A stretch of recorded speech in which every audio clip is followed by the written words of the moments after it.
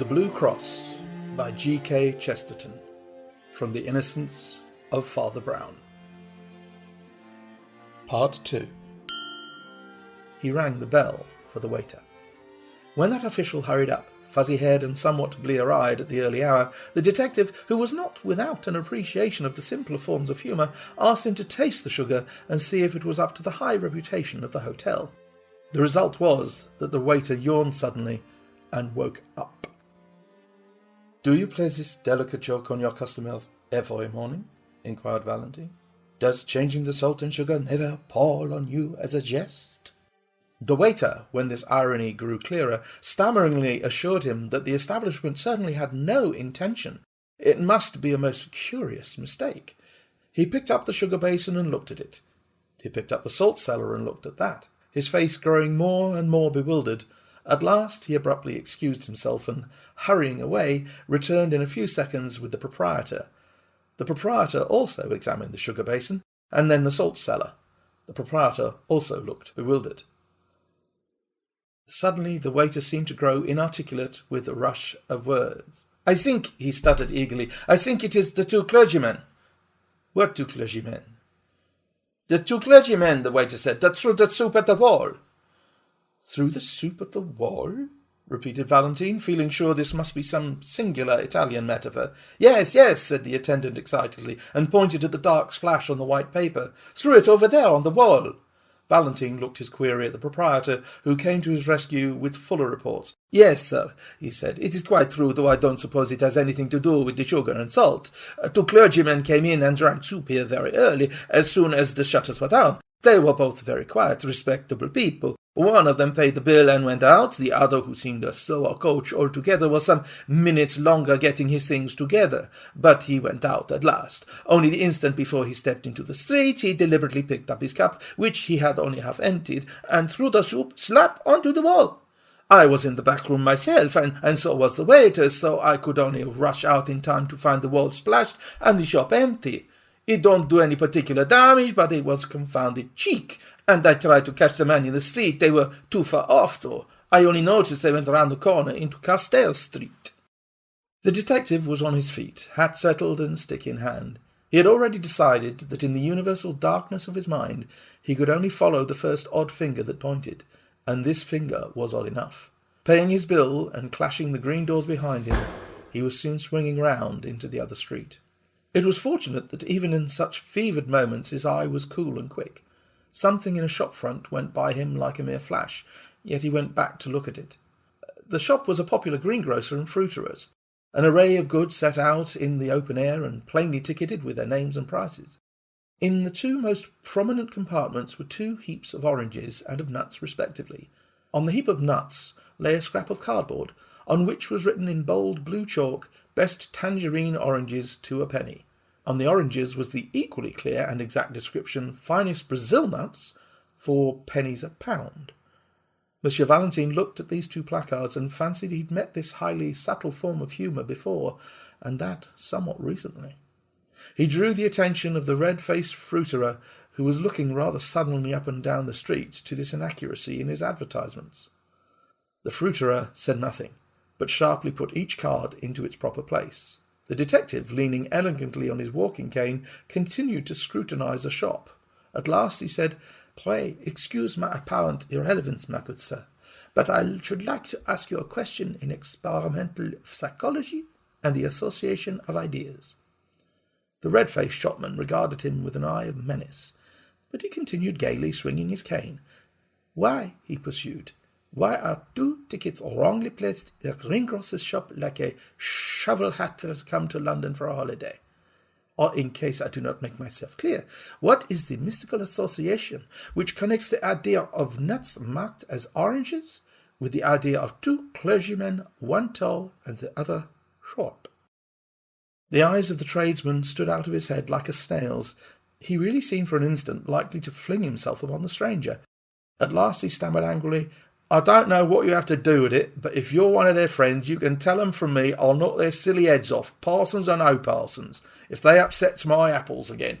"Indeed?" asked the detective with great sympathy. "Did they upset your apples?" "One of them did," said the heated shopman. "Rolled them all over the street. I'd have caught the fool but for having to pick 'em up." "Which way did these persons go?"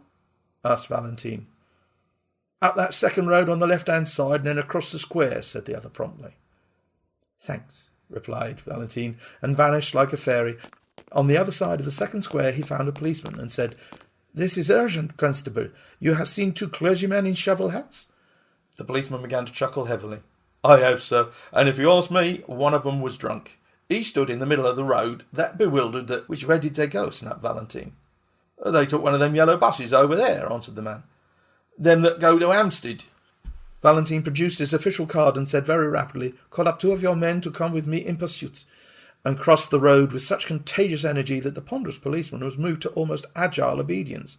In a minute and a half, the French detective was joined on the opposite pavement by an inspector and a man in plaid clothes. "Well, sir," began the former with a smiling importance, "and what may—" Valentine pointed suddenly with his cane, and was darting and dodging across the tangle of traffic. When all 3 sank panting on the top seats of the yellow vehicle, the inspector said, "We could go 4 times quicker on a taxi." "Quite true," replied their leader placidly, "if we only had an idea of where we were going." "Well, where are you going?" asked the other, staring. Valentine smoked frowningly for a few seconds, then, removing his cigarette, he said, "If you want to know what a man's doing, get in front of him. But if you want to guess what he's doing, keep behind him. Stray where he strays, stop when he stops, travel as slowly as he. Then you may see what he saw, and may act as he acted. All we can do is to keep our eyes skinned for a queer thing." "What sort of queer thing do you mean?" asked the inspector. "Any sort of queer thing," answered Valentine, and relapsed into obstinate silence. The yellow omnibus crawled up the northern roads for what seemed like hours on end. The great detective would not explain further, and perhaps his assistants felt a silent and growing doubt of his errand. Perhaps also they felt a silent and growing desire for lunch, for the hours crept along past the normal luncheon hour, and the long roads of the North London suburbs seemed to shoot out into length after length like an infernal telescope. It was one of those journeys on which a man perpetually feels that now at last he must have come to the end of the universe, and then finds he has only come to the beginning of Tufnell Park.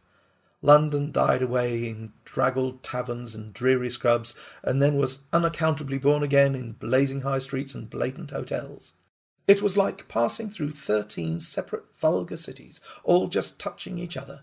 But though the winter twilight was already threatening the road ahead of them, the Parisian detective still sat silent and watchful, eyeing the frontage of the streets that slid by on either side.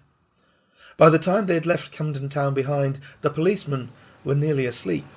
At least they gave something like a jump as Valentine leapt erect, struck a hand on each man's shoulder, and shouted to the driver to stop. They tumbled down the streets into the road without realizing why they had been dislodged. When they looked round for enlightenment, they found Valentine triumphantly pointing his finger towards a window on the left side of the road. It was a large window, forming part of the long facade of a gilt and palatial public house. It was the part reserved for respectable dining and labelled "Restaurant." This window, like all the rest, along with the frontage of the hotel, was of frosted and figured glass, but in the middle of it was a big black smash, like a star in the ice. "Our cue at last," cried Valentine, waving his stick. "The place with the broken window." "What window? What cue?" asked his principal assistant. "Why, what proof is there that this has anything to do with them?" Valentine almost broke his bamboo stick with rage. "Proof?" he cried. "Good God, the man is looking for proof? Why, of course, the chances are 20 to 1 this has nothing to do with them. But what else can we do? Don't you see we must either follow one wild possibility or else go home to bed?" He banged his way into the restaurant, followed by his companions, and they were soon seated at a late luncheon at a table, and looked at the star of smashed glass from the inside. Not that it was very informative to them even then. "Got your window broken, I see?" said Valentine to the waiter as he paid the bill. Yes, sir," answered the attendant, bending busily over the change, to which Valentine silently added an enormous tip. The waiter straightened himself with mild but unmistakable animation. "Ah, yes, sir," he said. "Very odd thing that, sir."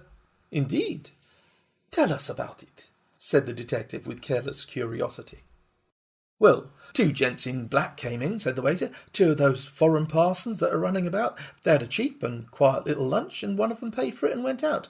The other was going out to join him when I looked at my change again and found he'd paid me more than 3 times too much. Here, I says to the chap who was nearly out of the door, you paid too much. Oh, he says, very cool. Have we? Yes, I says, and picks up the bill to show him. Well, that was a knockout. What do you mean? Asked his interlocutor. Well, I'd have sworn on 7 Bibles that I'd put 4 shillings on that bill, but now I saw I'd put 14 shillings, as plain as paint. Well, cried Valentine, moving slowly but with burning eyes, and then? The parson at the door, he says all serene, sorry to confuse your accounts, but it'll pay for the window. What window? I says. The window I'm going to break, he says, and smash that blessed pane with his umbrella. All 3 inquirers made an exclamation, and the inspector said under his breath, Are we after escaped lunatics? The waiter went on with some relish for the ridiculous story. I was so knocked silly for a second I couldn't do anything. The man marched out of the place and joined his friend just round the corner. Then they went so quick up Bullock Street that I couldn't catch them, though I ran round the bars to do it. Bullock Street? Said the detective, and shot up that thoroughfare as quickly as the strange couple he pursued. Their journey now took them through bare brick ways like tunnels, streets with few lights, and even with few windows. Streets that seemed built out of the blank backs of everything and everywhere. Dusk was deepening, and it was not easy even for the London policeman to guess in what exact direction they were treading. The inspector, however, was pretty certain that they would eventually strike some part of Hampstead Heath. Abruptly, one bulging gas-lit window broke the blue twilight like a bull's-eye lantern, and Valentine stopped an instant before a little garish sweetstuff shop. After an instant's hesitation, he went in. He stood amid the gaudy colours of the confectionery with entire gravity, and bought 13 chocolate cigars with a certain care. He was clearly preparing an opening, but he did not see one. An angular, elderly young woman in the shop had regarded his elegant appearance with a merely automatic inquiry, but when she saw the door behind him blocked with the blue uniform of the inspector, her eyes seemed to wake up. "Oh," she said, "if you come about that parcel, I've sent it off already." "Parcel?" repeated Valentine, and it was his turn to look inquiring. "I mean the parcel the gentleman left. The clergyman gentleman." "For heaven's sake," Valentine leaned forward with his first real confession of eagerness, "for heaven's sake, tell us what happened exactly." "Well," said the woman, a little doubtfully, "the clergyman came in about half an hour ago, and bought some peppermints and talked a bit, and then went off towards the heath. But a second after, one of them runs back into the shop and says, 'I've left a parcel.' Well, I looked everywhere, I couldn't see one. So he says, 'Never mind, but if it should turn up, please post it to this address.' And he left me the address and a shilling for my trouble. And sure enough, though I thought I'd looked everywhere, I found he'd left a brown paper parcel, so I posted it to the place he said. I can't remember the address now, it was somewhere in Westminster. But as the thing seemed so important, I thought perhaps the police had come about it." "So they have," said Valentine shortly. "Is Hampstead Heath near here?" "Straight on for 15 minutes, said the woman, "and you'll come right out on the open." Valentine sprang out of the shop and began to run. The other detectives followed him at a reluctant trot. The street they threaded was so narrow and shut in by shadows that when they came out unexpectedly into the void common and vast sky, they were startled to find the evening still so light and clear. A perfect dome of peacock green sank into gold amid the blackening trees and the dark violet distances. The glowing green tint was just deep enough to pick out in points of crystal 1 or 2 stars. All that was left of the daylight lay in a golden glitter across the edge of Hampstead and that popular hollow which is called the Vale of Health. The holiday-makers who roamed this region had not wholly dispersed. A few couples sat shapelessly on benches, and here and there a distant girl still shrieked in one of the swings.